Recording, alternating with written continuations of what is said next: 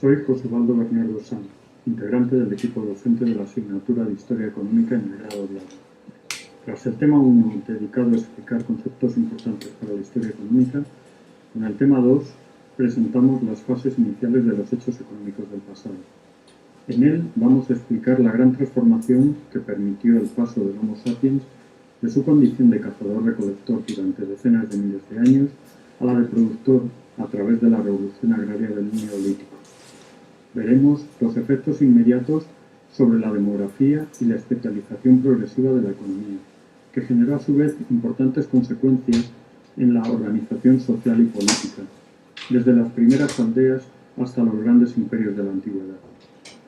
Este primer tema incluye una explicación más detenida de dos grandes organizaciones casi simultáneas en el tiempo, el Imperio Romano y la dinastía Han en China, pero no olvidamos que la revolución agraria en sentido amplio también incluye a los pueblos pastores, asentados en grandes espacios esteparios y que se dedicaron a la domesticación y crianza de grandes rebaños de ganado, compitiendo, comerciando y a veces invadiendo los territorios de las grandes civilizaciones agrarias.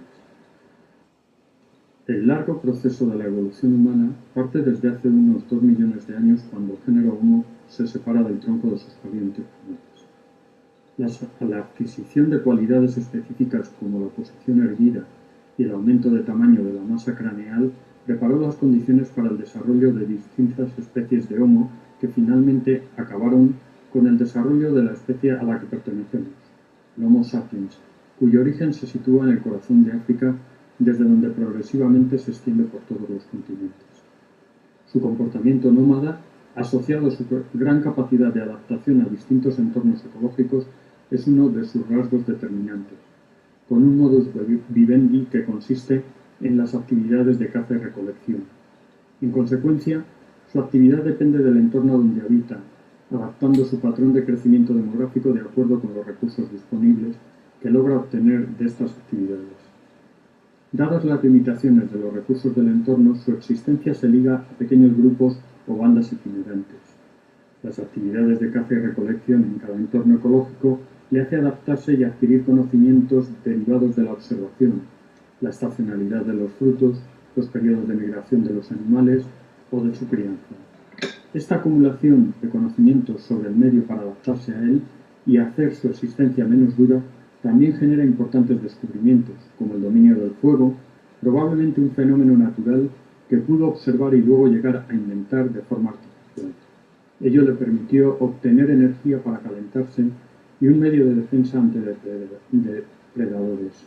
También desarrollaron una tecnología lítica adecuada para cazar o elaborar útiles para cortar, limpiar, etc. Pero al depender exclusivamente del suministro de energía que le ofrece el medio, sus densidades a la hora de ocupar el territorio son forzosamente muy bajas. Se calcula que las poblaciones paleolíticas en su conjunto estarían entre los 6 y los 10 millones en todo el mundo. Otro factor que se debe tener en cuenta a la hora de evaluar los comportamientos de estas sociedades están asociados con las modificaciones climáticas que influyen en las variaciones de sus comportamientos y las respuestas que generan. No es extraño, pues, que en entornos adecuados la acumulación de conocimientos les permitiera disponer de una amplia gama de posibilidades para subsistir, haciendo su existencia menos itinerante y logrando en ocasiones excedentes alimentarios que hacen posible el crecimiento demográfico, como en algunas culturas preneolíticas de Oriente Medio. En distintas zonas habitadas se estaban dando procesos similares mientras que los habitantes mantenían sus actividades de caza y recolección. Las respuestas que dieron fueron parecidas, adoptando las prácticas agrarias y la domesticación de animales como el resultado de un largo proceso de aprendizaje. Es por lo que la invención en algunos focos, caso del creciente fértil o el norte de China, es casi simultáneo, hace unos 10.000 años, y de forma aislada aparece posteriormente en Asia Oriental y probablemente en la cuenca del Indo. También aparecen focos autónomos en zonas de África y distintas regiones de América. La agricultura supone un proceso de simplificación de los productos frente a la gran diversificación del hombre de los recursos que tenía el hombre recolector-cazador.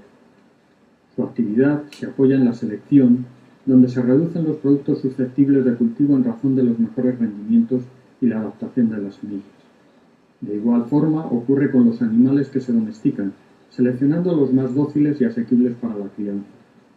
De este modo, en cada foco originario se genera un complejo de varios vegetales y animales que constituyen el sistema alimentario de la población.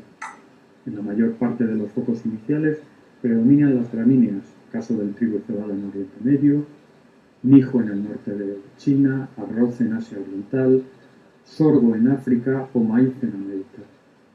Pero con ellos se encuentran variedades de legumbres, lentejas, guisantes, frijoles.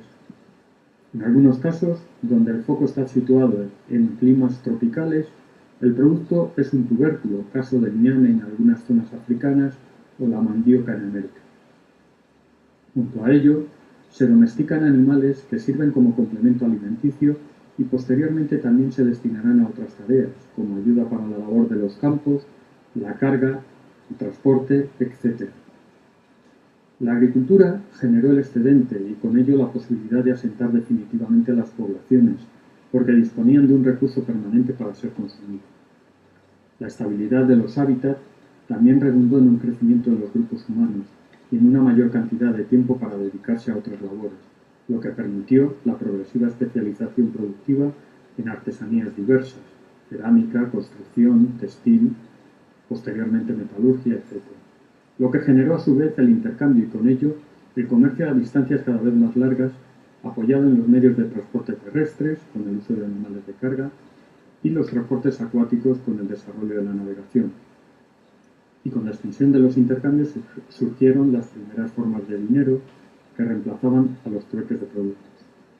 Las poblaciones se distribuyeron en aldeas que fueron creciendo en dimensión y con una organización y diferenciación social creciente, pero la mayor densidad de la población también las hacía más frágiles a la hora de contrarrestar los efectos de las malas cosechas o la expansión de las epidemias que en ocasiones transmitían los animales. Por eso, las poblaciones campesinas estaban caracterizadas por oscilaciones periódicas de crecimiento y crisis vinculadas a los cambios en la producción agraria. Estas oscilaciones de la producción agraria estaban en muchos casos vinculadas a la baja productividad de los campos, cuya fertilidad dependía de la humedad y nutrientes del suelo. La humedad de la mayor parte de las zonas de cultivo provenían de las lluvias estacionales.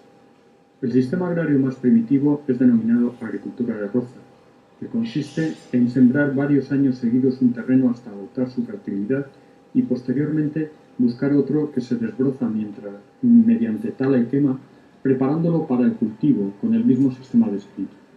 El utillaje utilizado es muy tosco, compuesto por azadas de madera para hacer los agujeros donde se colocaban las semillas. La siega se hace con hoces rudimentarias. Este primitivo sistema fue sustituido en algunas regiones que disponían de ganado y habían observado que en las zonas de pasto se recuperaba rápidamente la fertilidad. El uso de estiércol permitió organizar los cultivos mediante una rotación en la que un año se cultivaba un terreno y posteriormente se le dejaba descansar, el llamado periodo de barbecho, para aportarle abono y recuperarlo de nuevo. Estos sistemas de cultivo de secano con periodos de barbecho dependían también de las lluvias estacionales, de ahí que las fases de sequía extrema suponían grandes pérdidas para las cosechas y mortandad entre las poblaciones. Pero a medida que la agricultura se expandía, recaló en zonas donde contaban con posibilidades para mantener la fertilidad en los campos por la disponibilidad de suficiente humedad y por la fertilización natural derivada de las inundaciones periódicas que se producían en ellos. Ello propició la aparición de los sistemas agrarios más productivos basados en la irrigación, que proporcionaban cosechas consecutivas sin tener que recurrir a periodos de barbecho. La construcción de infraestructuras de riego y canalización eran resultado de los avances en la organización social y económica de las poblaciones. Grandes excedentes y sistemas de organización económica cada vez más complejos originaron las primeras grandes civilizaciones en Mesopotamia, Egipto, el Valle del Indo y posteriormente en Asia Oriental, y con ello innovaciones tan trascendentales como la de la escritura, hecho que se ha considerado propiamente como el inicio de la historia. La gran productividad permitía acumular grandes excedentes y con ello mantener una extensa fuerza de trabajo y una gran especialización. De las aldeas neolíticas se pasó a las civilizaciones urbanas que posteriormente se extienden a organizaciones territoriales más amplias, los imperios territoriales. Los grandes excedentes hacen posible contar con una parte de población dedicada a otras actividades, industria, comercio y también a la guerra. A medida que se extiende la agricultura, también lo hace la especialización productiva y, por ello, el intercambio cada vez se hace más amplio y diverso. En Mesopotamia, por ejemplo, carecían de metales y, por tanto, los adquieren en otras regiones. El cobre primero, bronce, después y el hierro posteriormente son demandados para útiles y herramientas. Textiles, tintes y cerámicas finas se extienden por amplias regiones y dan lugar a la aparición de intermediarios especializados. Pero otros productos también participan en el comercio, como el ganado que crían los pastores de los pueblos vecinos. Aunque la agricultura suele ser la principal base económica, donde se apoyan los primeros imperios territoriales, se produce una progresiva especialización regional, donde el comercio adquiere un papel cada vez más importante, y así surgen emporios con gran influencia de la mano de su especialización en las técnicas de navegación y del tráfico mercantil. Es el caso de fenicios y griegos, cuya base organizativa descansa en ciudades-estado independientes y logran extender su influencia por el área mediterránea, desde donde operan con productos que también consiguen en Oriente. Utilizan la moneda, una innovación que se extiende rápidamente y facilita las transacciones.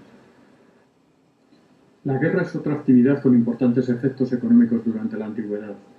Es fuente de grandes excedentes a costa de la dominación sobre otros pueblos, de donde se extraen productos y esclavos, utilizados como mano de obra o tributos. La expansión territorial de los imperios antiguos se apoya también en una base tributaria que garantiza la extracción de los excedentes de los campesinos para reforzar la máquina burocrática y militar. Esto sucede en el caso de los grandes imperios, desde el asirio y el persa, pasando por el efímero imperio de Alejandro Magno, y que culmina con las grandes entidades imperiales de la antigüedad, el Imperio Romano y el Imperio de la dinastía Han en China. En torno a los siglos iniciales de nuestra era, se configuran dos entidades territoriales como polos de las civilizaciones más avanzadas del mundo conocido: el Imperio Romano en la zona más occidental y el Imperio Han en Asia Oriental. Ambos cuentan con similar número de habitantes, que se calcula en torno a unos 60 millones, y en los dos casos disponen de gobiernos centralizados con una base tributaria amplia basada en los excedentes que genera la agricultura. En el caso de la China Han, el Estado favorece la expansión agraria otorgando a los campesinos lotes de tierra que cultivan con utillaje de hierro y aperos diversos que suponen una mejora de la productividad. La base productiva de la civilización Han descansa en las regiones del norte, con una agricultura basada en el cultivo del mijo y también el trigo. Los pequeños campesinos disponen de tierras propias, pero aparte de la tributación ordinaria, deben hacer servicios colectivos como obras públicas de infraestructura y defensa, así como participar en el ejército. La mayor parte de la población es rural, aunque se extiende la urbanización y la actividad comercial. Ello conduce a la expansión de la economía monetaria. El Estado intentará controlar la actividad económica a través de monopolios como el de la sal o el comercio del hierro para evitar el progresivo endeudamiento de los campesinos, muchos de los cuales caen bajo la dependencia de grandes propietarios que adquieren un papel creciente y terminan debilitando al Estado central a partir del siglo II. Por su parte, la expansión de Roma por la cuenca mediterránea conlleva la formación de un imperio también apoyado en la agricultura y la especialización regional, que fomenta el comercio y la economía monetaria. Las bases de los ingresos del Estado se apoyan en la obtención de botines de guerra y de los impuestos sobre la tierra. Un buen porcentaje de la mano de obra es esclava, resultado de la guerra y el comercio. A su vez, la administración se descentraliza a través de la constitución de una red urbana que se encarga de la organización de los distintos territorios y de los costes de la defensa. Pero el fin de la expansión en el siglo II, junto con el mantenimiento de un extenso ejército y una administración apoyada en el gasto suntuario y las grandes subvenciones al abasto de la capital, de Roma, hacen que las dificultades financieras generen inestabilidad política e inseguridad, lo que provoca la contracción del comercio y la decadencia urbana en beneficio de los grandes terratenientes que acogen a campesinos bajo un estatus dependiente. Es el inicio de la grave crisis que desde el siglo III se extiende por el imperio y propicia su fin en la zona occidental a fines del siglo V, y con él la llegada de pueblos desde el norte de Europa que se instalan en sus territorios. El estudio lineal de la historia económica ha olvidado o despreciado a menudo la existencia de modelos alternativos que no responden a la visión del progreso de las distintas sociedades, desde el estado de cazador-recolector nómada al de agricultor-ganadero sedentario. En realidad, si observamos la superficie ocupada por la agricultura durante los primeros siglos de nuestra era, nos damos cuenta de que todavía era una pequeña proporción del territorio conocido. De ahí que entre las civilizaciones de agricultores y campesinos habitaban los grandes espacios esteparios y semidesérticos de Europa, Asia y África, tribus nómadas de pastores que basaban su actividad en el desplazamiento de rebaños de ganado, utilizados para aprovechar sus alimentos y pieles, así como objeto de comercio con los pueblos agrícolas que visitaban. Su relación con los autodenominados pueblos civilizados era compleja. Muchas veces era pacífica y se apoyaba en la complementariedad de sus actividades y en los intercambios. Las tribus de pastores se desplazaban por espacios inmensos e interconectaban en sus recorridos zonas que permitían obtener objetos diversos para el comercio. En otras ocasiones, la falta de pastos generaba crisis de subsistencia y de ello resultaban expediciones bélicas para conseguir alimentos en los estados agrícolas. Las civilizaciones sedentarias consideraban a estos pueblos como bárbaros por sus costumbres y modo de vida, defendiéndose de ellos o estableciendo también guerras que los esclavizaban, los utilizaban como fuerza de choque frente a otros enemigos o los sometía a condiciones de dependencia pagando un tributo en concepto de sumisión. Durante las épocas antigua y medieval, los pueblos pastores nómadas tendrán una trascendencia histórica notable porque se configuran como protagonistas a la hora de marcar el fin de algunos imperios o la formación de otros nuevos. Su potencial militar no radicaba en la dimensión de sus ejércitos, sino en innovaciones como el diestro uso de la caballería y la movilidad. Tribus relativamente poco pobladas conseguían hacerse con grandes territorios y poblaciones, convirtiéndose en gobernantes, asimilando los rasgos culturales de los conquistados, como sucedió en China o con algunos reinos que se establecieron en los territorios del Imperio Romano de Occidente.